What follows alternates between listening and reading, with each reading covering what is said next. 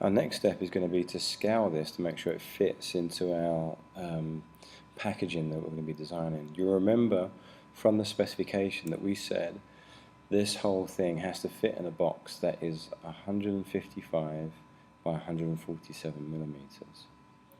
So what we're going to do now is we're going to just check and make sure that our slots still match where they should be. We haven't moved any of our parts around, and that looks like it's going to fit together just right to me. So I'm going to unlock the slot layer so I can start to make changes again. What we're now going to do is we're going to draw a rectangle that is 155 by 147 millimeters. So I'm going to zoom out a little bit, maybe draw it at the bottom.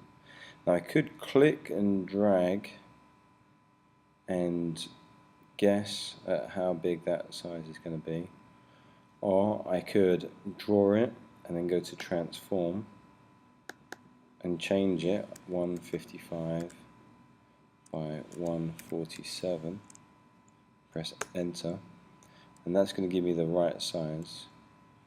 Or I could do something a little bit different.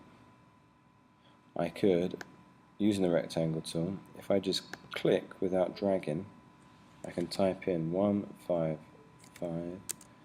by 147, and it then draws it from the top left corner down to the bottom right. Now this is a black rectangle, and if I put these parts inside, it's not going to show up very well. So what I want to do is I want to change the rectangle from having a black fill to having no fill.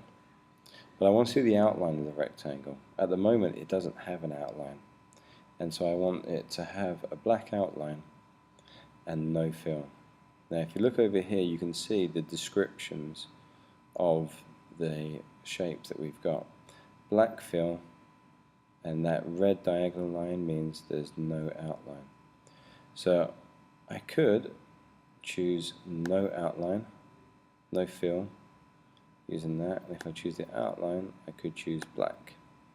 Another way of doing it is just to press the reverse button up there, which flips the fill and the outline colours to what you want them to be.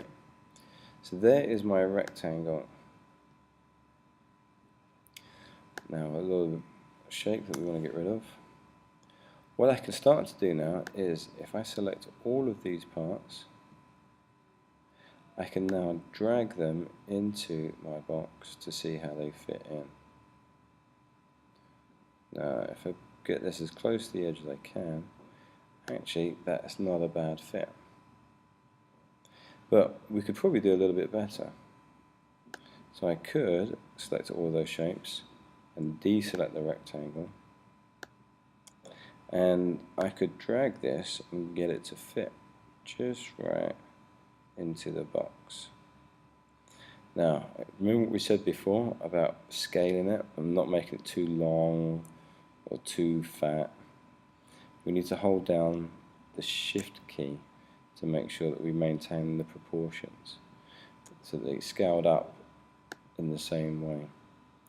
Now we could do is we could also maybe start to move some of these bits around to make them fit a little bit better.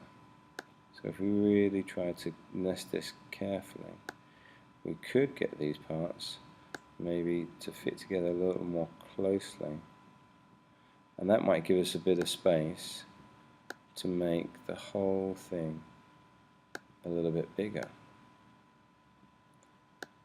So let's see what we can do. I think we can do it.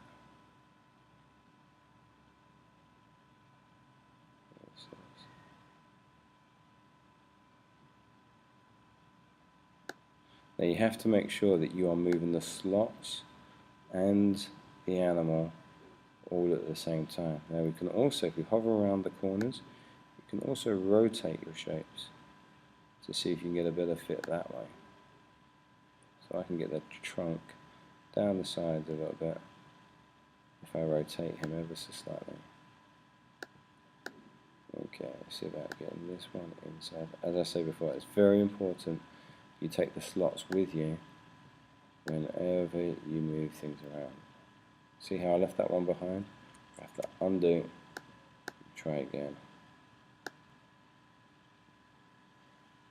Okay, so based on that, we could maybe scale this bit a little bit bigger, okay, and try and make it fit as best we can.